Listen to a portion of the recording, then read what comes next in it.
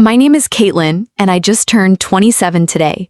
What should have been a joyful celebration at an upscale Chicago restaurant quickly turned into the most shocking moment of my life. As my parents nervously watched, my billionaire grandfather, Walter, who rarely attended family gatherings, smiled warmly and asked, "Is the apartment comfortable?" When I replied, "What apartment?" my parents froze in their seats. The look on Grandpa's face changed instantly as he turned to them and asked in an eerily calm voice, "Then where did the money go?" If you're watching this from anywhere in the world, be sure to like and subscribe to hear about the family betrayal that completely changed my life and taught me who I could truly trust. Before everything fell apart that night, I believed I was living a normal life. I worked as a graphic designer at a small agency in downtown Chicago, earning just enough to cover my bills and occasionally treat myself to a nice coffee. My apartment was nothing special, a two-bedroom in a slightly run-down building I shared with my roommate, Olivia. The rent was steep, even split between us, but that was city living for ya. Our place had character, though, with mismatched furniture we had collected over the years and walls decorated with art prints and photographs. Despite having a billionaire grandfather, I was proud of making my own way. My parents, Harold and Diane, lived a comfortable, upper-middle-class life in the suburbs. They had a 5-bedroom house with a pool and took lavish vacations twice a year. I always assumed they were doing well because my dad held a senior position at an insurance company, and my mom worked in real estate. They never offered financial help, always emphasizing the importance of working for what you want. When I graduated from art school 4 years ago with nearly $70,000 in student loans, they congratulated me on taking my first steps into adulthood. While other parents helped with down payments or covered a few months of rent to give their kids a start, mine handed me a copy of Dave Ramsey and told me that building character through struggle was important. I never truly resented them for it. I was determined to prove I could make it on my own. But there were times when things became very tight, and I wondered why they seemed so reluctant to help, especially when they would show up in a new luxury car or talk about the kitchen remodel they were planning. Grandpa Walter was an enigma to me.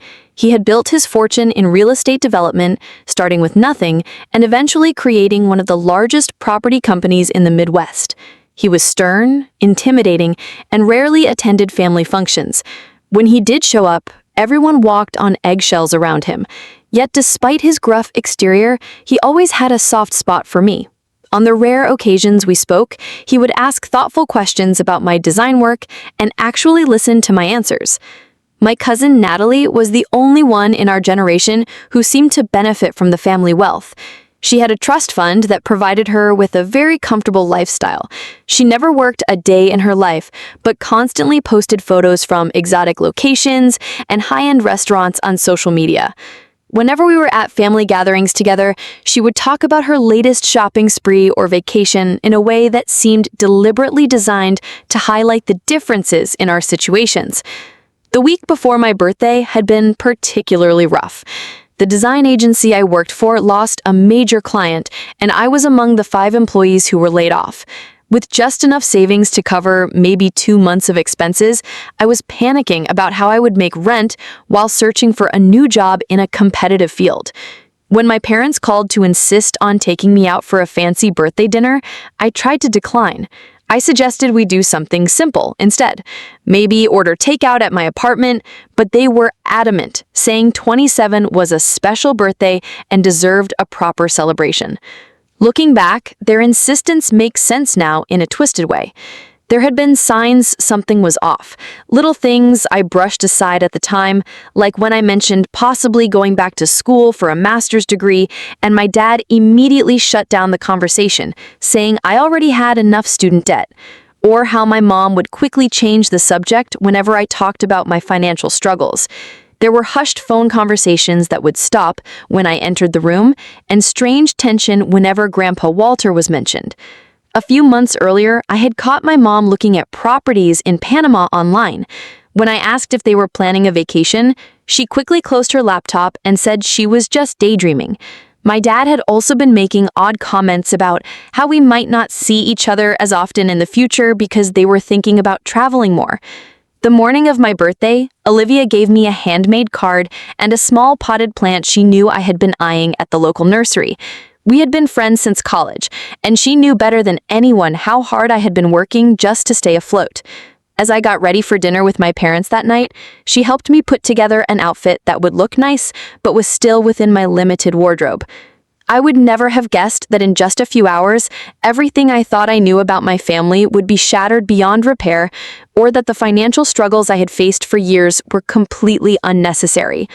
As I applied my mascara and put on my only pair of decent earrings, I had no idea I was about to uncover the most painful betrayal imaginable.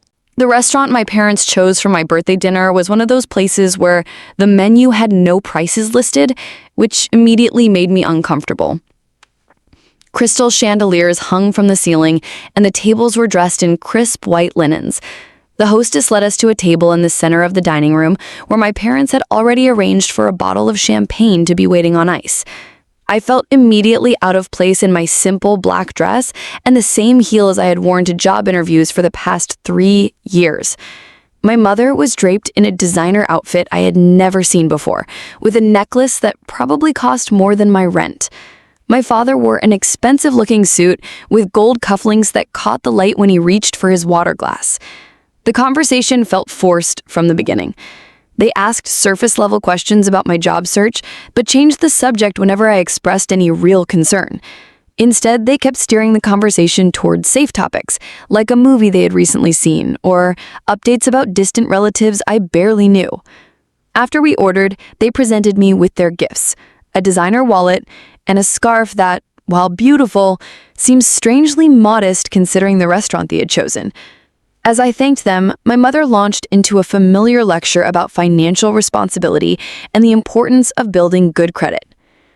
I was halfway through my entree, nodding along to another of my father's stories about his college days, when the atmosphere in the restaurant suddenly shifted. People at nearby tables straightened in their seats, and the staff became noticeably more attentive. I turned to see what had caused the change and spotted him immediately. Grandpa Walter had arrived, accompanied by his assistant, Jennifer, a sharp-looking woman in her 40s who was rarely more than a few steps away from him. At 82, Walter still cut an imposing figure, tall and straight-backed, with a full head of silver hair. He wore a perfectly tailored suit that probably cost more than my yearly salary, and his presence commanded attention without him having to say a word. My parents froze mid-conversation, their expressions shifting from surprise to something that looked almost like fear. My father stood quickly, nearly knocking over his water glass in the process. "Walter, this is unexpected. We weren't sure you would make it." My grandfather ignored him completely, focusing his attention on me instead. His stern expression softened as he approached our table. "Happy birthday, Caitlin," he said, leaning down to kiss my cheek. His cologne smelled expensive, like leather and cedar. 27 years. Hard to believe how quickly time passes. "Thank you, Grandpa," I replied, genuinely touched that he had remembered. "It means a lot that you came." He took the empty seat beside me while Jennifer remained standing, tablet in hand, as if ready to take notes at any moment. "I wanted to check in on how things are going," he said, studying my face with intelligent eyes that missed nothing. "Jennifer tells me the quarterly reports for your investment portfolio look strong. The trust should be performing well in this market." I blinked in confusion. "Investment portfolio? Trust?" A slight furrow appeared between his eyebrows. "Yes, the trust fund established when you were born. You turned 25 2 years ago, so everything should have been transferred to your control by now."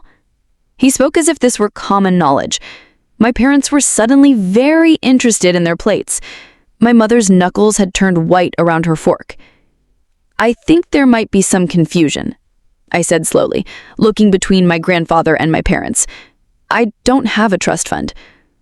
Walter's expression didn't change, but something in his eyes hardened. "Of course you do. Your cousins as well, though yours was the largest, $5 million initially plus growth, managed by your parents until your 25th birthday when control was to transfer to you. The restaurant around us seemed to fade away as I struggled to process what he was saying.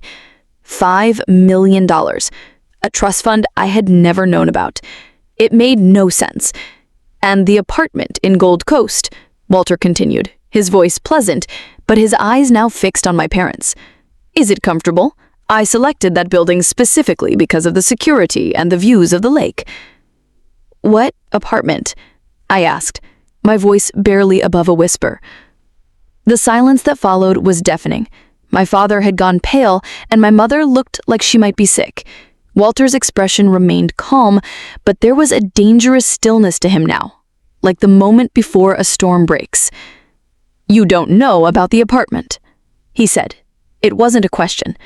The 2-bedroom corner unit in the Lakeside Tower, purchased 2 years ago as your 25th birthday present. I shook my head slowly, my mind racing to make sense of what was happening.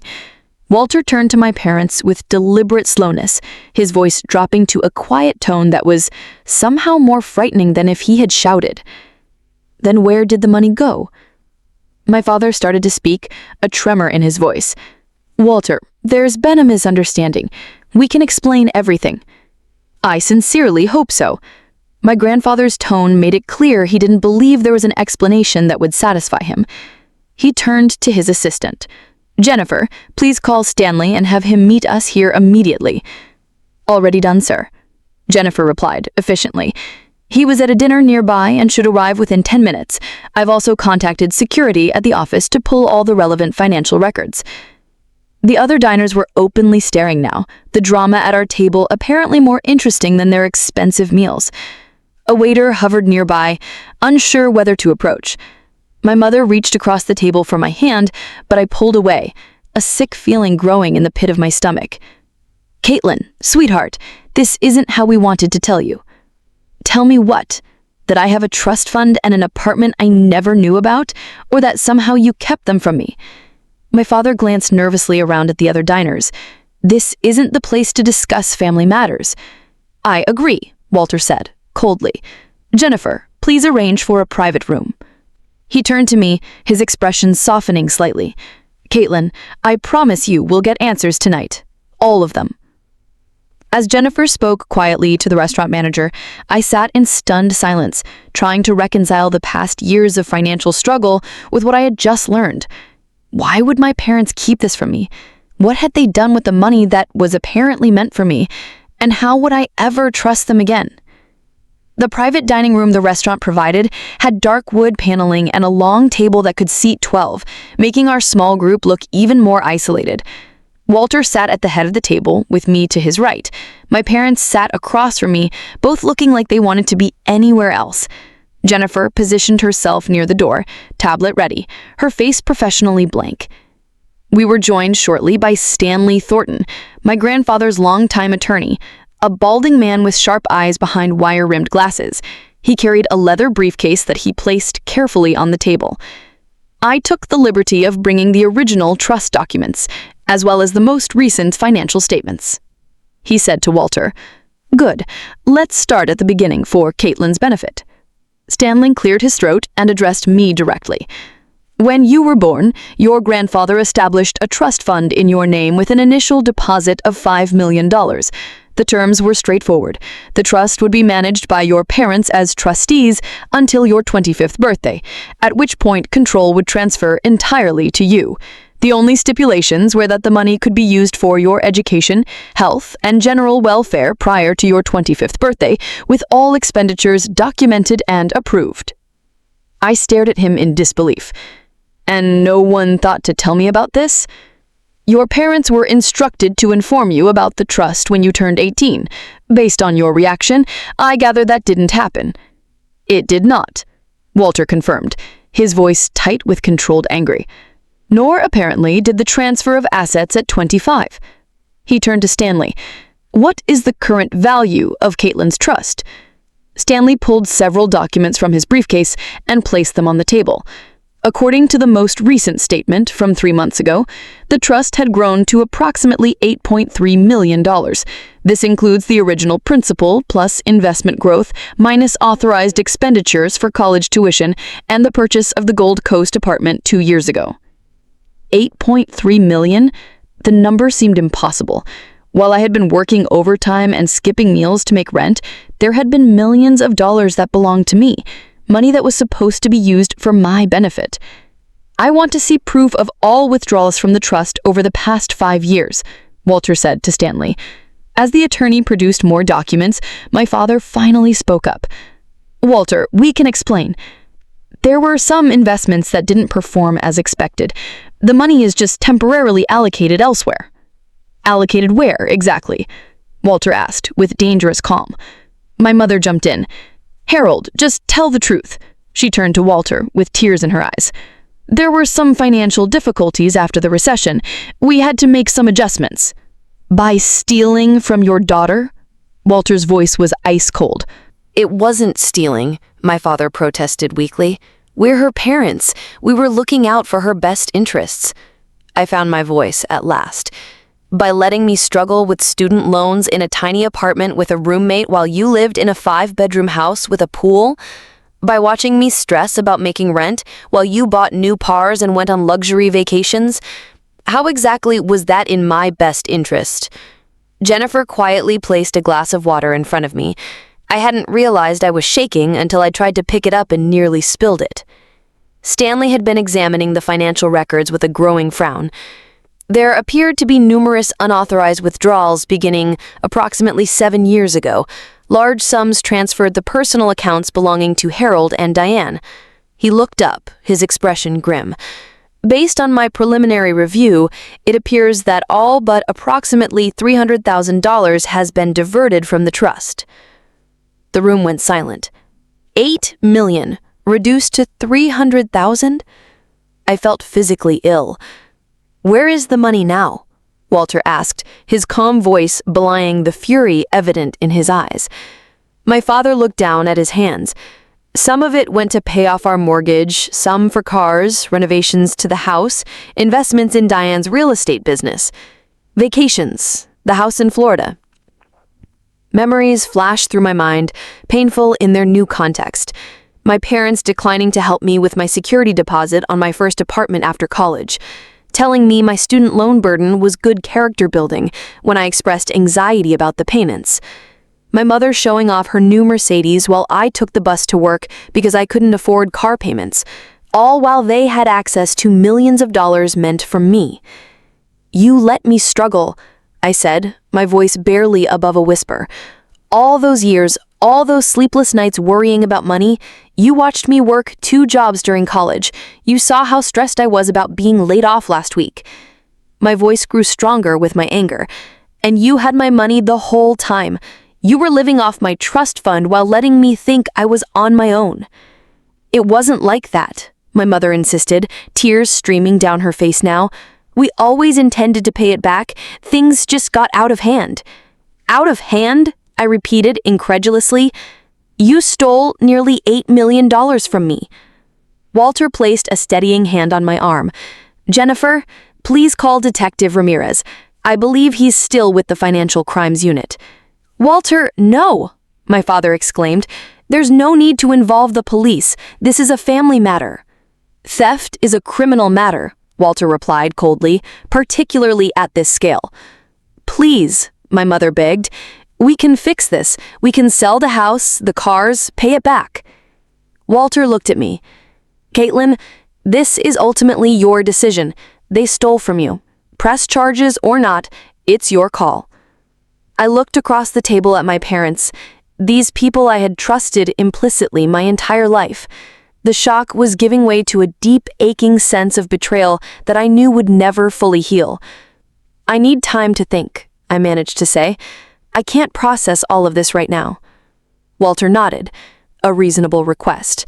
He turned to Stanley. "In the meantime, I want all their assets frozen. Nothing moves without my approval, and I want a full forensic accounting of every penny that left that trust." "Already initiated," Jennifer said from her position by the door. "The team will work through the night if necessary."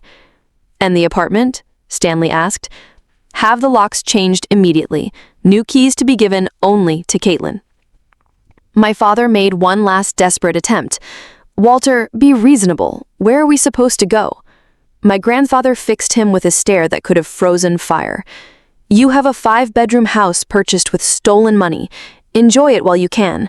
The real estate fraud unit will be particularly interested in how a property purchased with trust fund money was titled in your names." The restaurant manager knocked tentatively on the door, poking his head in to ask if we needed anything else. The tension in the room was so thick it seemed to have its own gravitational pull. "Just the check," Walter said dismissively. "We're finished here." As the manager retreated, I looked around the table at these people who were my family, wondering how I had never seen the truth before. My parents, unable to meet my eyes. My grandfather, steady as a rock beside me.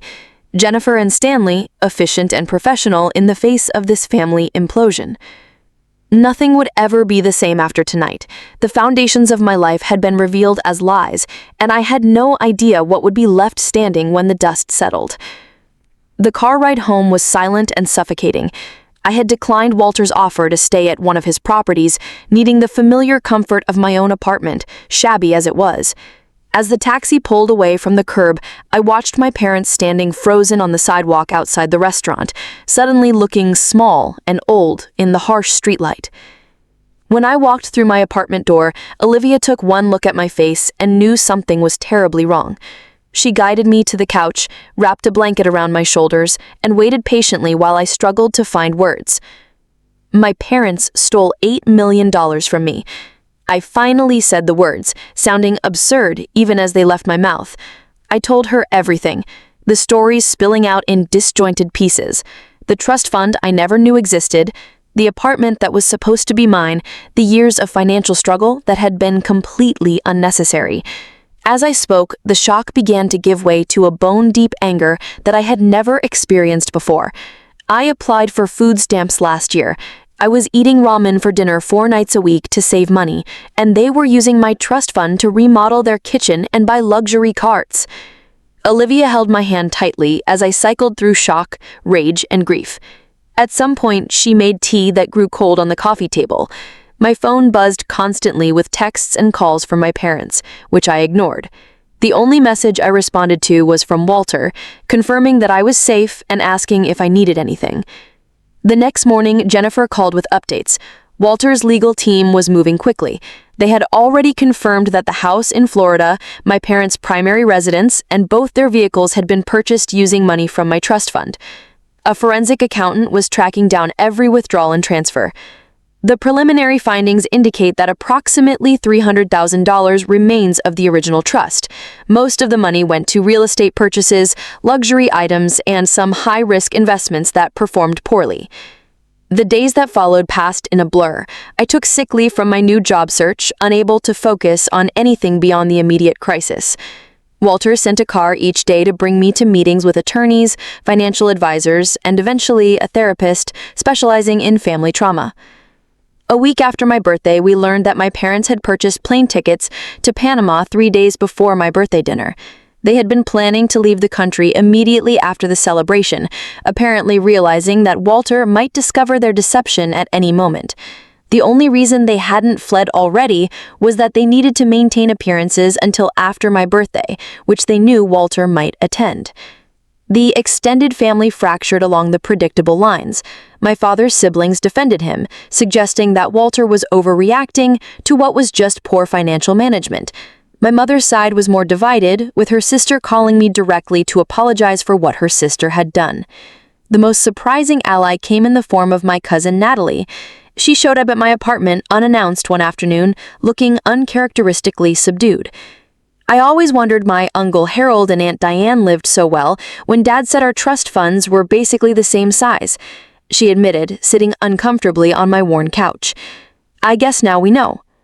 It turned out that Natalie's trust had been properly managed, but was much smaller than mine had been. She had been careful with her money, making it last, while flaunting a lifestyle that was more modest than it appeared on social media. "I was always jealous of how close you seemed with your parents," she confessed. "My parents were always honest about the money, but they were never really there for me emotionally. I thought you had both, the loving parents and the wealth, and were just being modest about it. I never imagined they were stealing from you." That conversation marked the beginning of an unexpected friendship with my cousin, one bright spot in the darkness that had engulfed my life. The legal proceedings moved forward relentlessly.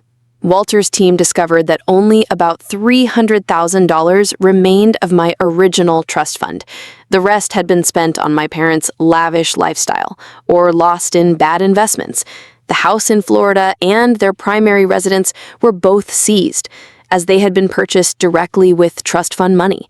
The cars, the boat my father rarely used, and my mother's extensive jewelry collection were all documented and evaluated for potential recovery.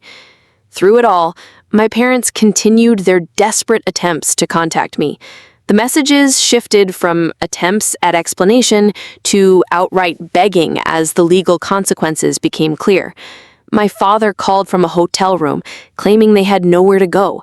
My mother sent long emails insisting that everything they did was ultimately for my benefit, though she never managed to explain exactly how their luxury lifestyle had helped me in any way. The media eventually caught wind of the story. A business publication ran a small piece about Walter Harrington's financial dispute. Though they didn't mention me by name, the article hinted at significant misappropriation of trust fund assets by close family members. I deleted all my social media accounts, temporarily unable to face questions from acquaintances who might connect the dots. The worst part was the constant, gnawing feeling of guilt that plagued me despite being the victim. Had I somehow driven my parents to this? Should I have noticed something was wrong? Was I overreacting by allowing Walter's legal team to pursue them so aggressively? The therapist Walter had arranged for me explained that this was a common response for victims of familial betrayal, but understanding the psychology didn't make the feelings any less real. After 3 weeks of living in a fog of legal meetings and emotional turmoil, Walter invited me to dinner at his penthouse. The space was surprisingly warm and comfortable despite its obvious luxury. He fixed us both drinks himself, dismissing the staff for the evening to give us privacy. "I want you to know that none of this is your fault," he said, looking at me directly. "Your parents made their choices. They betrayed not only you, but the trust I placed in them. I keep thinking I should have known. I admitted there were signs. You had no reason to suspect your own parents of stealing from you, especially when you didn't even know the money existed," Walter replied firmly. That night, Walter showed me photographs I had never seen before. My grandmother, who had died when I was too young to remember her, Walter as a young man building his first development, my mother as a child sitting on Walter's shoulders at a park. "Family is complicated," he said, his voice softer than I had ever heard him. "Your grandmother and I didn't always see eye to eye on how to raise your mother. I was often too strict, too focused on building the business. Perhaps if I had been different, your mother might have developed a healthier relationship with money." It was the closest thing to vulnerability I had ever seen from my grandfather, and it helped me begin to understand that the betrayal had layers beyond my own pain. My parents had not only stolen from me, they had betrayed the father who had tried to secure his granddaughter's future. 1 month after my birthday, I finally agreed to meet with my parents. The legal mediation was scheduled at Walter's attorney's office, a sleek space in a downtown high-rise that made my parents look even more out of place than they already felt to me. They had visibly aged in the past month. My father's face was gaunt, with dark circles under his eyes. My mother's hands trembled slightly as she clutched her purse. They were dressed in clothes I didn't recognize, more modest than their usual attire. I later learned they had been forced to sell much of their designer wardrobe. The conference room was intimidatingly large for our small group. Walter sat beside me with Stanley and 2 other attorneys from his team nearby. My parents had a single lawyer, a nervous-looking man who kept shuffling his papers. The forensic accounting team presented their findings with clinical precision. Charts and graphs detailed the systematic draining of my trust fund over 7 years. What had begun as borrowing small amounts had escalated to major withdrawals. The money had funded their house purchase, cars, expensive vacations, my mother's failed attempt to start a luxury real estate agency, and my father's disastrous foray into day trading. As the evidence mounted, my father's posture became increasingly defensive, while my mother simply stared at the table, occasionally wiping away tears.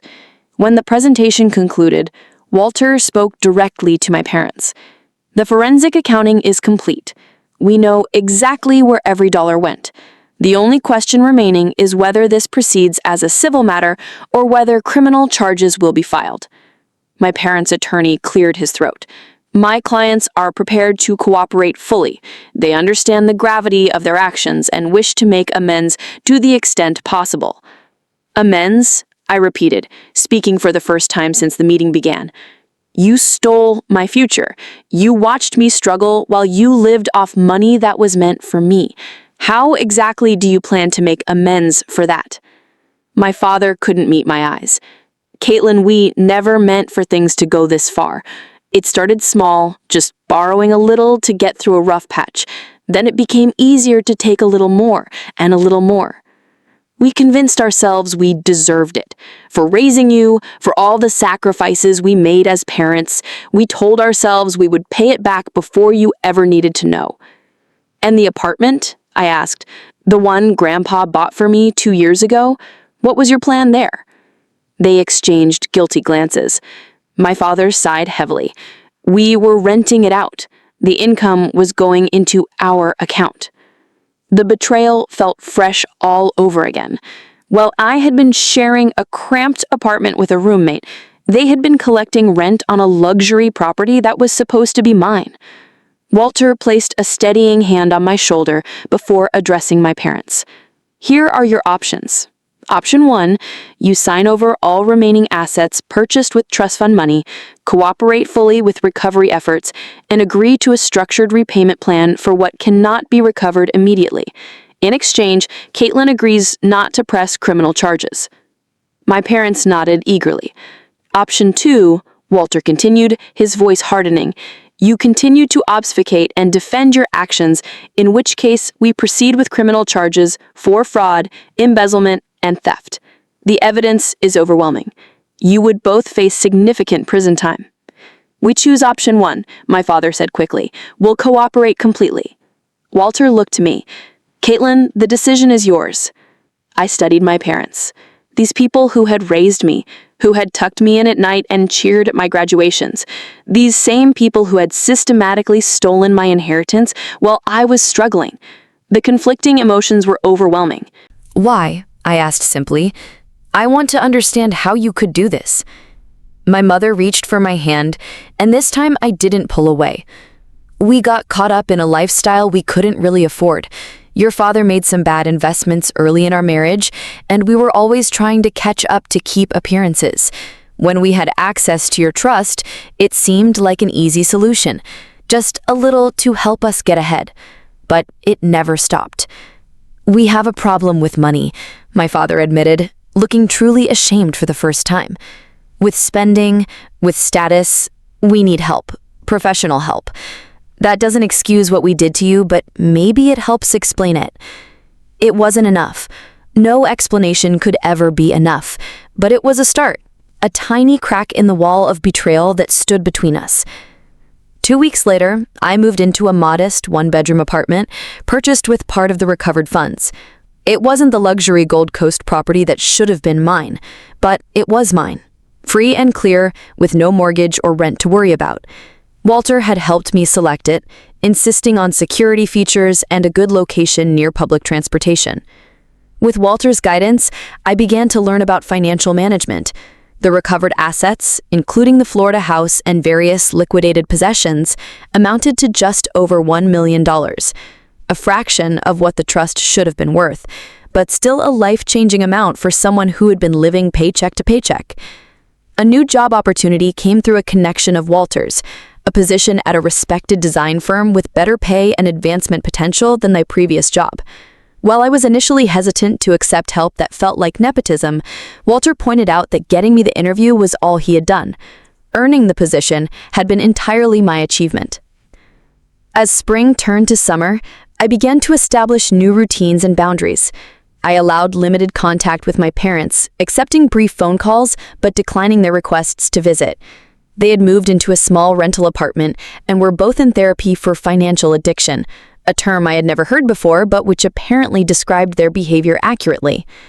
Walter and I grew closer, our weekly dinners becoming a fixture on my calendar. He taught me about investments and business with the same precision and attention to detail that had made him successful. I began to see past his gruff exterior to the complex, caring man beneath. Jennifer surprisingly became something of a friend as well. Having worked for Walter for over 15 years, she had stories about him that humanized him in ways I had never expected. She also proved to be an excellent mentor for professional development, helping me navigate office politics and career planning with her characteristic efficiency.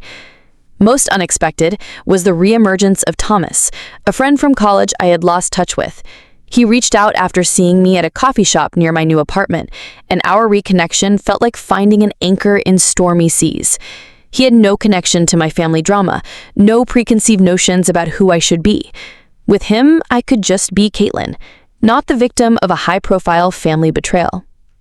As summer faded into fall, I began to feel something I hadn't experienced in months: hope, not just for financial stability, but for rebuilding a life that was authentically mine, founded on truth rather than deception.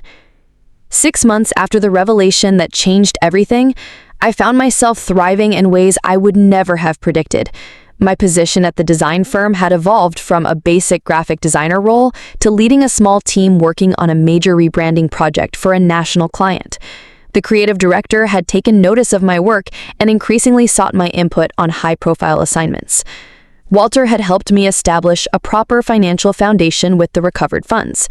The approximately $1.2 million had been carefully invested, with a portion set aside for immediate security.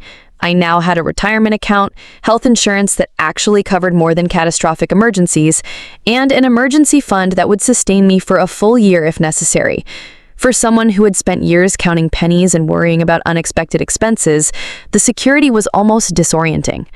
I still found myself hesitating before making simple purchases, the habits of financial anxiety deeply ingrained despite my changed circumstances. My parents continued to struggle with the consequences of their actions. They had been forced to downsize dramatically, moving from their 5-bedroom house to a small 2-bedroom apartment in a modest neighborhood. My father had taken a position at a small insurance agency, several steps down from his previous executive role. My mother had surrendered her real estate license as part of the legal settlement and was working as an administrative assistant. The social fallout had been perhaps the most difficult adjustment for them. To celebrate what Walter called my half-birthday, he raised a glass in toast. 6 months ago, your life changed in ways no one could have predicted, Walter said. Tonight we celebrate not what was lost, but what you have built from the ashes. After dinner, Walter presented me with a small box. Inside was a key and a deed to a new apartment, modest but in a secure building with a short commute to my office. The Gold Coast property was sold as part of the recovery efforts, he explained. This one is entirely yours, purchased with recovered funds, but selected specifically for your current life. Not forgetting or even complete forgiveness yet, but it is something like peace. The financial education Walter had provided had transformed my relationship with money. I now manage my investments with confidence, understanding the balance between security and growth. The remaining trust funds, though far smaller than they should have been, were carefully managed to provide long-term stability while allowing me to live comfortably in the present. Walter had experienced another health scare, more serious than the first, that required a brief hospitalization. The fragility of his mortality brought perspective to our family situation. Despite the betrayal, despite the legal consequences, he was still my grandfather and my parents' father. The time we had together was limited and precious, even with the shadow of past actions. During his recovery, I had spent hours at his bedside learning more about his early years, his relationship with my grandmother, his regrets, and his triumphs. These conversations deepened my understanding not just of him, but of the complex family dynamics that had contributed, though never excused, my parents' actions. My design career had flourished, with my side business growing to the point where I was considering whether to pursue it full-time. I had hired 2 junior designers to help with the increasing client load and a business manager to handle the administrative aspects that I had little interest in. The mentorship program had expanded as well, with 5 young designers now receiving scholarships and professional guidance. Watching them grow in confidence and skill brought a satisfaction unlike anything I had experienced professionally before. Thomas and I had grown steadily closer. Our relationship was built on a foundation of transparency that I now recognized had been missing from most of my previous relationships, familial and romantic alike. He had his own apartment, but spent most nights at mine, our lives intertwining in a way that felt natural and unforced. "You know what amazes me most about you?" he said one evening as we cooked dinner together in my kitchen. "How you've taken something that could have made you bitter and turned it into growth instead." The apartment had truly become my home, filled with art and books that reflected my taste, decorated in colors that brought me joy. It was modest compared to what might have been mine had the trust remained intact, but it was fully mine in a way the Gold Coast property never would have been. My cousin Natalie and I had developed a genuine friendship that had surprised us both. The artificial competition that had characterized our earlier relationship had given way to mutual support and understanding. She had even joined the board of the mentorship program, contributing both funds and connections. On the anniversary of the revelation, I hosted a small gathering at my apartment. Walter was there, looking frailer than I liked to admit, but still sharp as ever.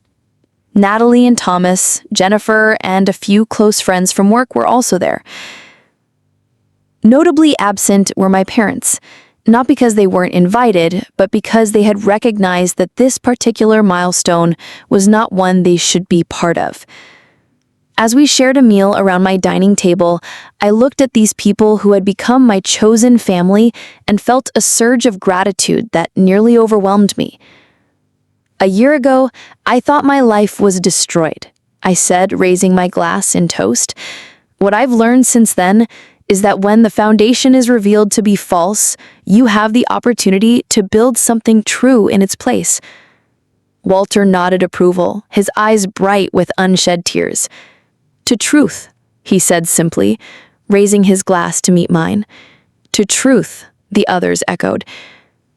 Later, after the guests had gone and only Thomas remained, helping me load the dishwasher in comfortable silence, I reflected on the deeper lessons of the past year. I had learned that financial wealth, while providing security and opportunity, was not the most valuable currency. Trust, authenticity, and self-knowledge were far more precious and much harder to rebuild once broken. I had learned that forgiveness was not a single act, but a process, one that did not require forgetting or excusing, but did eventually lead to a lightening of the burden of anger. Most importantly, I had learned that while we cannot choose what happens to us, we have absolute sovereignty over how we respond, over what we build from both gifts and wreckage. The betrayal would always be part of my story, a chapter I could not erase, but it would not be the defining chapter, merely the one that forced me to take control of the narrative and write the rest with intention and authenticity. If you've stayed with me through this story, I want to thank you for witnessing my journey. Have you ever experienced a betrayal that ultimately led to unexpected growth? Or have you had to rebuild trust after it was broken? Share your experiences in the comments below. And if this story resonated with you, please hit like, subscribe, and share it with someone who might need to hear that even the deepest betrayals can lead to new beginnings. Remember, sometimes the most painful truths are the ones that ultimately set us free.